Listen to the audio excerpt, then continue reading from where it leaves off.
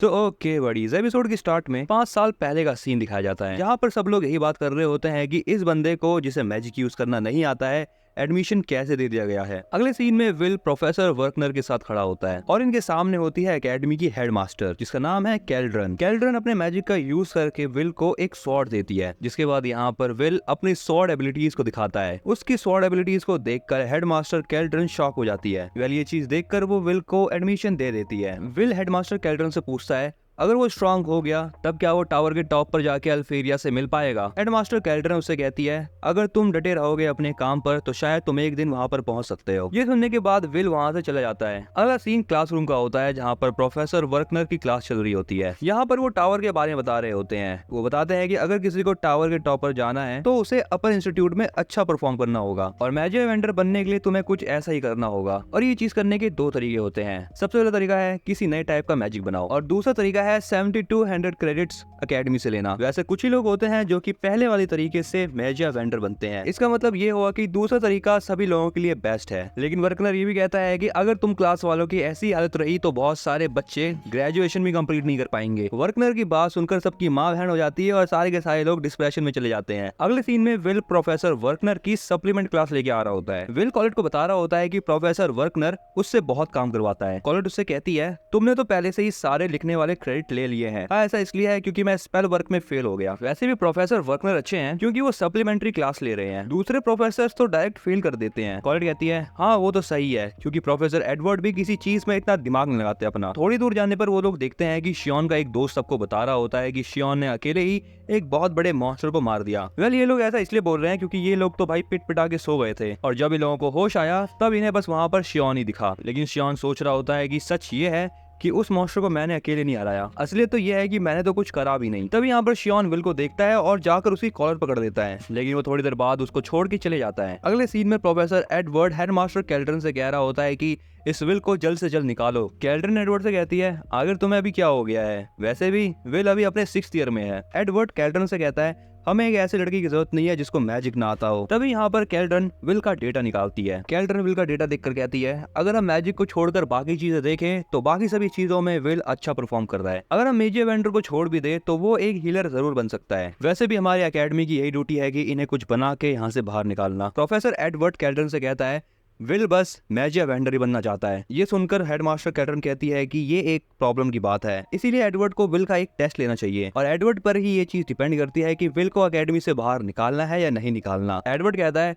मैं प्रोफेसर वर्कनर की तरह किसी को भी इतनी ढील नहीं दे सकता। कैल्ड्रन कहती है तो इसका मतलब यह है कि अब सब कुछ तुम्हारे ऊपर ही डिपेंड करता है। कैल्ड्रन कहती है ऐसा इसलिए है क्योंकि एडवर्ड मैजिक वेंडर्स को बहुत अच्छे से जानते हैं और एडवर्ड खुद एक डार्क वाइपर मैजिशियन है। अगले सीन में कॉलेट और विल एक साथ होते हैं। यहाँ पर दिखाई देता है कि विल के लॉकर में एक स्वॉर्ड होती है। ऐसा इसलिए है क्योंकि विल अपनी स्वॉर्ड को कैंपस के अंदर नहीं ले जा सकता और जब वो अपने रूम में आता है तब उसके रूममेट उसको वापस नहीं आने देते। अगला सीन स्टडी हॉल का होता है जहाँ पर विल पढ़ाई कर रहा होता है। कॉलेट विल से कहती है ये चीज तो तुमने पहले से ही पढ़ रखी है, तुम्हें इतना हार्डवर्क करने की जरूरत नहीं है। विल कहता है कि अगर वो एक भी क्रेडिट मिस करता है तो वो अपन इंस्टीट्यूट में नहीं जा पाएगा, इसीलिए वो अब अपना बेस्ट करेगा। यहाँ पर तभी कॉलेट नोटिस करती है कि विल का एक बाल व्हाइट है और वो काफी ज्यादा एक्साइटेड है उसका बाल तोड़ने के लिए। लेकिन तभी यहाँ पर प्रोफेसर एडवर्ड आ जाता है। एडवर्ड यहाँ पर विल को अकेले स्पेल हॉल में आने के लिए कहता है। एडवर्ड विल से कहता है तुम स्पेल वर्क में फेल हो रहे हो तो मैंने सोचा कि तुम्हें एक लेसन दे दिया जाए। विल को यहाँ पर भरोसा नहीं हो रहा कि एडवर्ड उसको एक लेसन दे रहा है, वो भी अकेले। एडवर्ड विल से कहता है हाँ तुम इसी लायक हो कि तुम्हें एक स्पेशल लेसन दिया जाए। एडवर्ड विल से कहता है तुम्हारा असाइनमेंट है एक हिट करना और वो हिट तुम मेरे ऊपर करोगे। और यहाँ पर विल इस चीज के लिए मना भी नहीं कर सकता। अगर विल यहाँ पर एडवर्ड को हिट कर पाया तो उसको 5 स्पेल वर्क क्रेडिट मिलेंगे, लेकिन अगर वो ऐसा नहीं कर पाया तो उसको इसी समय ये अकेडमी छोड़नी होगी। एडवर्ड विल से कहता है बिना मैजिक टैलेंट वाले लोग मैजिक इवेंटर बनने का सपना देख ही नहीं सकते। अब ये कहते हैं यहाँ पर मौत का नंगा नाच चालू होता है। एडवर्ड यहाँ पर विल के आसपास एक स्पेल कास्ट कर देता है। अगले सीन में वर्कनर हेडमास्टर के पास आया होता है। उसके यहाँ पर आते ही हेडमास्टर अपना मैजिक यूज करती है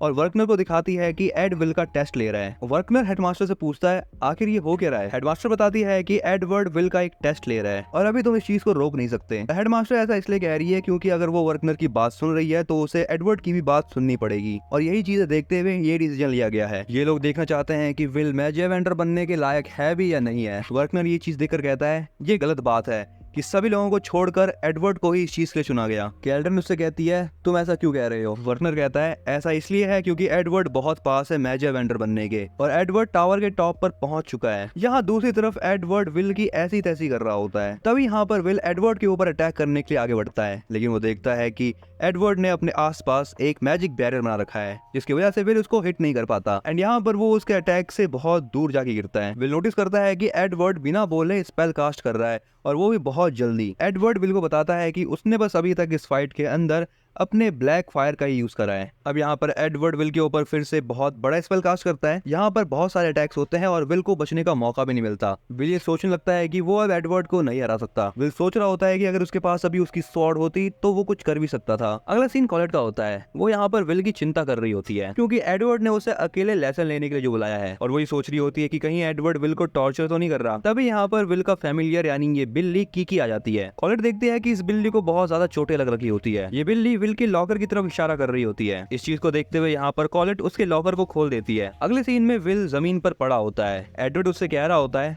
मैजिक वेंडर्स टॉप मैजिशियंस होते हैं और अगर तुम मुझे नहीं हरा पा रहे तो तुम्हारा आगे बढ़ने का कोई चांस ही नहीं है। एडवर्ड विल को बहुत डिमोटिवेट कर रहा होता है कि वो अपने मैजिक वेंडर बनने का सपना छोड़ दे अभी के अभी, लेकिन ये चीज बोलते हुए एडवर्ड विल के सर पर पैर भी रख देता है अपना। लेकिन यहाँ पर विल हार नहीं मानता और वो अपने सिर से एडवर्ड का पैर हटा देता है। एडवर्ड विल से पूछता है वो कौन सी चीज है जो तुम्हें इतना ज्यादा मोटिवेट कर रही है। विल कहता है मैं उस पर्सन के साथ रहना चाहता हूँ जिससे मैं बहुत प्यार करता हूँ। वो बताता है कि उसने अल्फेरिया से प्रॉमिस करा है, लेकिन एडवर्ड को ये सारी बातें बस बकवास लग रही होती है। विल कहता है बेशक मेरी बातें बकवास लग रही हो लेकिन मैं एल्फीरिया तक पहुंच रहूंगा। जिसके बाद यहाँ पर कॉलेट भागते हुए आती है और विल को उसकी तलवार पकड़ा देती है। विल यहाँ पर अपनी तलवार पाकर बहुत खुश होता है और वो कॉलेट को थैंक्स कहता है। अब यहाँ पर विल अपनी तलवार निकालता है और अपना चश्मा पहन के तैयार हो जाता है। अब विल बनेगा पोपटलाल। एडवर्ड विल से कहता है जो अभी तुम्हारे हाथ में चीज है उसे वॉन्ड नहीं कहते, ये स्वॉर्ड है, लेकिन जो भी है मैं तुम्हें हरा के रहूंगा। जैसे यहाँ पर विल के ऊपर अटैक होता है विल अपनी तलवार से उस मैजिक को डिफ्लेक्ट कर देता है। ये चीज देखकर यहाँ पर एडवर्ड चौंक जाता है। एडवर्ड सोच रहा होता है